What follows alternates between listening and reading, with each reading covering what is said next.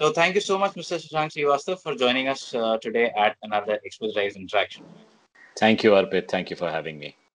We will start off with something different than the usual COVID-related question today. We'll start off with a product-related question. In fact, a segment-related, the SUV segment, which happens to be the most popular segment right now. So Maruti Suzuki has been in this segment for quite some time, but uh, with just a petrol powertrain option, no diesel now for some time. So how has that turned out to be for you, and how is the SUV space shaping up for Maruti Suzuki? Yeah, so a very important question, Arpit, and if it's part of the larger question of the fuel type choice between diesel and gasoline. So the reason why people looked at diesel as a good option was because there was a substantial difference in the fuel price of a liter of petrol versus a liter of diesel, and that reflected with a slightly higher fuel efficiency which diesel vehicles have. It was reflected in the lower running cost. Of course, the cost of acquisition was a little higher compared with the gasoline. This was the basic reason why people used to prefer diesel over gasoline. However, since the prices of diesel were liberalized sometime in 2014-15, the gap in fuel prices between gasoline and diesel has come down drastically. In fact, what used to be 32 rupee difference in about 7-8 years back is now on a weighted average just around 5 rupees or less. In some states like Gujarat, Chhattisgarh, Pondicherry, Goa, Jharkhand, the gap is in fact less than 2 rupees. And in most other places, it is between 6 to 7 rupees.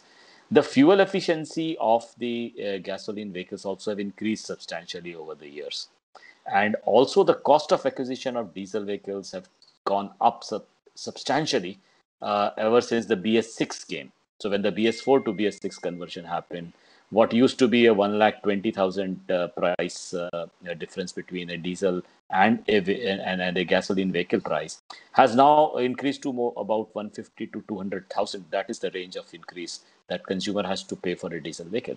So obviously now in economic terms, it does not make sense to have to use diesel as a fuel, because the price fuel being almost similar, the cost of acquisition being very high for diesel, the fuel efficiency also getting very close now between gasoline and diesel. So there is no economic reason for buying a diesel car. The cost of running now roughly about 3 rupees 60 to 4 rupee for gasoline and diesel is roughly the same.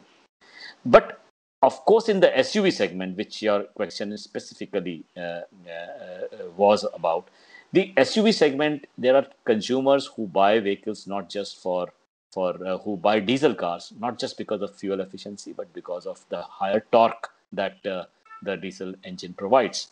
So what we have seen a trend is that the diesel percentage in the industry has come down from roughly 58% about 7-8 years back to about 18-19% in the current year, in fact. So there has been a steep drop. Passenger cars are just about 2% diesel, 2%. Now, the only segment where there seems to be a substantial presence of diesel is the mid SUV segment. Even in the entry SUV segment, which was about 80-85% diesel just couple of years back, 2 years back, is now only 25%, 24% diesel. So 76% is gasoline. And there, Vitara Brezza, with a 1.5 liter petrol engine, has actually proved to be the number one in sales even last year. So sales was just under a lakh last year for Brezza. Remember, Brezza used to be only diesel a few years back. So there has been a complete switch. And thankfully, the switch has happened as consumers have been switching over to the gasoline. And today, if you see, there are some competitors in the entry SUV segment who have both diesel and petrol. But the petrol engines are of a small sizes. In case of Vitara Brezza, it's a 1.5 liter petrol, and that gives a special feel to the drivability of the car, and that is the reason why it continues to be the number one, despite the entry of several new models, including the Sonet from Kia, the Venue from Hyundai, Nexon from Tata. EcoSport anyway was there. So that is the situation, and that I believe is the trend which is going to continue in the entry hatch in the entry SUV segment. How have the sales for Vitara Brezza been lately? Do you see it like, is it still do you see it stabilized, or are you still seeing an uptick in the trend? So actually, last 2 years, as you know, has been a little down as far as industry is concerned. But as far as Brezza is concerned, the sales are relatively stable. They are between the 96,000 to 106,000 range. That range it has moved in the last 3 years, despite the fact that the overall industry last year, as well as the year before, was down almost 18-20%. And over the past many months, in fact, if you look at the long term, ever since Brezza went switched to the petrol engine, we have seen a number of times Brezza has come out on top of the sales chart um, on a Yeah. monthly basis. So, I mean, undoubtedly, the SUV segment, the compact SUV segment, is working out well for you. So, can you tell us what are the plans to, in fact, expand your portfolio further? Because I'm sure Maruti Suzuki would be looking at having more SUVs, like almost all manufacturers are. So, are you looking at segments beyond Brezza right now, Yeah. or maybe? Yeah. So no, it's a very important question because for any manufacturer, especially market leaders like Maruti Suzuki with almost 50% market share, it is very important that we dominate and be present in all segments. Otherwise, that 50% market share target may not be achievable unless we are dominating in each segment. At the moment, the mid SUV segment is something which is a weak spot for us. So we have the S Cross there. The S Cross also is pure petrol. It was the BS6 1.5 liter engine was introduced last year, sometime in August. It has started doing very well, but still, in terms of volumes, we are much lower than some of our competitor in that segment.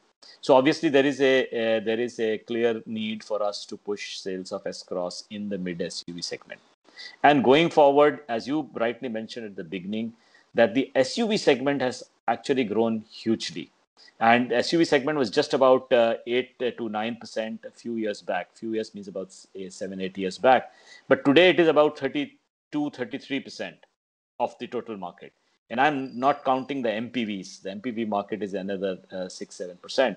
So the B segment is actually now almost 40% of the market. It's fairly substantial. So if you take only SUV, which is about 32, 33%, obviously, if you want to dominate this segment, you need a lot of new products. And while I will not be able to comment on our product plans going forward, but at the moment, we are very focused on how to increase the sales of S Cross in the mid SUV segment. And in the entry SUV segment, how to keep our dominance as far as the Vitara Brezza is concerned. Shashank, of course, for years there has been a lot of noise around Jimny in various forms. Now, we of course know that there is production of it happening. So, can you tell us a bit about what is the prospect of Jimny for sales in India, and what can consumers or potential consumers expect? Yeah, so Jimny production, as you said, been started for our export market just a few months back. And yes, we did display the Jimny product for the Indian market in the recent Auto Expo. Recent means about a year and a half back, in February of last year. We had displayed the Jimny to take feedback from the Indian consumers. And we got some really positive feedback from the consumers. And are very enthused with this feedback. And currently, we are examining our and finalizing our plans whether it can be, introduced in the Indian market and achieve the sort of success that can be anticipated because of the great response that we see from the Indian consumers, largely from various feedback through the Auto Expo and various other research which we have done in this segment. And is there like any timeline, maybe this year, if you're looking at, or maybe like even further, Yeah, so it's difficult for me actually to indicate any future timeline, especially regarding product introduction. But currently, we are examining it, and as soon as we finalize our plan, we will definitely let you know about the same. Of course, the COVID, the second wave has now coming to the COVID topic. It has hit everyone, including the businesses, much harder than the last time. So, can you tell us what is the effect, first of all, been on Maruti, specifically in terms of production and sales? What kind of drop have you seen? So actually, the second wave really started sometime towards end of March, beginning of April. But at that time, if you recall, we had a very strong 2 quarters, the Q3 and Q4 of last year. There was a good flow of bookings, good retails. Generally, the inquiry levels were very good, especially in the first fortnight of April also, despite the fact that the second COVID wave had just started. However, in the second fortnight, when a lot of states declared lockdown, starting with Maharashtra and Madhya Pradesh and Chhattisgarh, and then Delhi and so on, till 19 states declared lockdown within a very short span of about 10 days. That was the time when a lot of our showrooms got closed because they were under the lockdown. In fact, out of the 3,140 sales outlets that we had at one point of time almost 2,800 of them were closed. So you can imagine there would be a great shortfall as far as retails was concerned. So we did see a sharp reduction in retail, sharp reduction in booking, but we do, and the entire May, actually, there were almost 27 states which have been under constant lockdown in the month of May. They represent almost 93-94% of the industry retails. So you can imagine the retails would be badly affected. But one thing which is positive is that the COVID second wave has come down, has started ebbing. And from the experience in other countries, it appears that the rate at which it comes down is equal to also to the rate at which it climbs up. So the climb has been pretty steep, but the climb down also is expected to be pretty steep. If that happens, then possibly you can see a upturn again. And we are banking on the fact that if the COVID wave subsides and the lockdown opens, then we can come back to the original levels of our inquiries and bookings and retails. However, I must say that it is not very certain, because nobody is really certain about the COVID wave when it will finally go down. We even have talks of third wave and so on. So it's not really with great confidence that anybody can predict what's going to happen. Certainly, I'm not in a position to predict when the upturn will happen. And a question has been raised earlier whether the rural markets, which showed a good bounce back last year, will have the same level of bounce back this year, because last year, there was very little COVID in the rural areas, but this time it's not so. So yes, the sentiments play a big role in discretionary purchase like cars.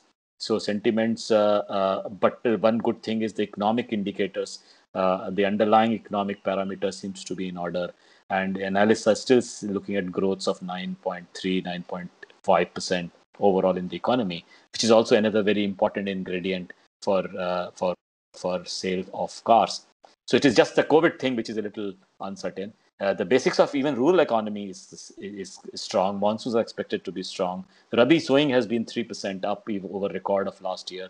Wheat procurement last month has been also record. So I think the basics of economy, even in rural areas, is strong, but it's only the COVID part which is quite uncertain. We do hope that it turns out favorably for the economy as well as for our industry. And last time around, when we saw after the lockdowns opened and things opened up, the rebound was pretty quick for sales. Also, the pent up demand helped. But this time, like you said, this time the COVID has spread to rural parts. Also, lot more people have lost their near ones. So, do you see the road to recovery? Probably, maybe it might take longer, despite those indicators the economic indicators being in place. Could it be a longer or a steeper path to recovery this time around? Yeah, so as I said, a little uncertain. I mean, there is a lot of uncertainty. Certainly, the fear factor this time has been much higher. because I think you could see close friends or somebody in the near family, or someone in your colony or somewhere, you do hear about. So the fear factor is a little bit higher this time, no doubt about that. But Arpit, the looking at the positive side, the human sentiment is very fragile, very transient. So it's if the wave subsides, then like last year, we saw the turnaround in the sentiment itself was pretty strong and very quick. So the human sentiment seems to go towards despair very quickly, but at the same time go towards hope also equally fast. So as if I were to look at it optimistically, then I would say that if the COVID wave subsides quickly, then hopefully the bounce back in sentiment will be also very good, and then we can see a quicker recovery. However, if the COVID wave stretches for some time, then you do tire out in terms of psychology, and consumers might then take a longer time for coming back to the showrooms for their vehicle purchase. And hoping, like you said, if the wave goes down as it is going, if it continues, if the downfall continues, do you expect to close this year at similar levels like last year? Is that, can that be expected, or maybe higher? What are your expectations from the year? Yeah, so if you see, last year was about 2% in the industry, was about 2% less than the previous year, 1920. In 1920 itself was about 17-18% less than the previous year, which was the high of 1819. So in that sense, last year was about 22% less than the highs that we had seen in 1819. So this year, everybody was projecting volumes of 3.2 million or so. That was the consensus in the industry, as against the 2.71 million which we achieved in 2021.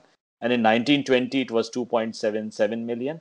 So I think there was a lot of talk of a good growth this year. And certainly the base is small. And if you can have a quick turnaround, if the COVID goes away fast and the sentiments become positive, then you can still look at some good numbers for this year. Yeah. And Mr. Srivastav, now, of course, for some time, Maruti Suzuki has been working on the new Celerio for some time. So when can we expect this Celerio to be launched? And the expectation is it's around the corner. So can you shed some light on that? Yeah, so as I said, timelines for the future product plans, I may not be able to share here, but I can share one thing that, Maruti Suzuki, the reason why we have had such a good market share over the years is largely because we are able to identify the requirements of the consumers well, and accordingly introduce products for them, which are suitable. And I think we will continue to do that, including Y Celerio. We can have other products as well. So we will definitely keep an aggressive product plan, and that is not going to change with this blip which we have seen because of the COVID second wave. And how is the digital sales? I mean, that initiative coming along, and what is the kind of potential you see for it? And once the hopefully when COVID subsides eventually after the vaccination and all, what kind of potential do you see it for it in the long term? Yeah, so another great question, Arpit, because much before the COVID came through, had studied and we were looking at consumer behavior changing in terms of the process of buying cars, and we could see that the need to OEMs had to strengthen their digital platforms, and that was the reason we started this in 2016 to strengthen our digital platform. At that time, the number of inquiries we used to get from our digital platform just about 2%. But 2019, we were in the range of about 15-16% of the total inquiries coming from the digital platform. Now that was before the COVID. When the COVID struck, we found that there was an acceleration in this trend. And quickly, in fact, almost half of our inquiries during the pandemic last year came from on the digital platform. And this, I believe, the trend is going to accelerate even without the pandemic. So the trend was already there. It accelerated because of the pandemic. And even when the pandemic goes away, I think this is not going to reverse. So it is very important for us to continue to do hard work and make efforts to strengthen our digital platform. And we see a lot of our sales coming through digital platform now. In fact, in the range of, if you look at the PI basis, almost 20-21% of the sale coming from digital now. That's substantial. It used to be just 1 or 2% earlier, improved to about 7-8% last year, but now almost 20-21%. So that's a pretty strong number, and I think it's going to strengthen going forward with or without the pandemic. All right. So you're saying about 20% of your sales are now coming through through your digital platforms. Yes, 21%. Yeah. And Mr. Srivastava, now in the past we have always seen marketing cars, selling cars. It's all about getting the consumer sentiment, and getting things right at the right time. Now, we all know that the pandemic is going to be with us for some time. Do you see a situation or an opportunity where COVID-related incentives, I mean, be it like, insurance, medical insurance that covers COVID, or some things which protect people or give them some kind of cushion against this disease or the pandemic. Do you see that as a marketing tool, emerging as a marketing tool while selling cars? Yes, certainly the consumer sentiments regarding the health and safety have been enhanced substantially during this COVID. And I think even when the COVID wave subsides, or if the smaller waves keep coming, I think this is going to be there strongly in the mind of the consumers. So you are right. There could be, chances of cross-selling or such things, or incentives which are relating to the. But I don't think it will be in the insurance front, because I think it's not mandated. I mean, I think it's mandated by law that you cannot have a incentive for insurance as linked to something else. So it's not like, but yes, there are opportunities and also requirements of consumers. For example, in the accessories front, we have introduced accessories relating to the COVID situation, like for example, sanitizers, or even the separators between the driver side and the rear side of this thing. So such things would be obviously there, and we already have introduced accessories in that area last year, and we continue to do that. But yes, basically what you said is right. Consumers will have a high sense of enhanced sense of safety regarding health, and that could be one of the factors to be considered while communication of your marketing communications or your sales efforts. Yes, it's quite possible. Okay. Thank you so much for your time, Thank Mr. you. Srivastava. It's been Thank great you. talking to you. And Thanks. please take care and stay safe. Thanks, Arpit.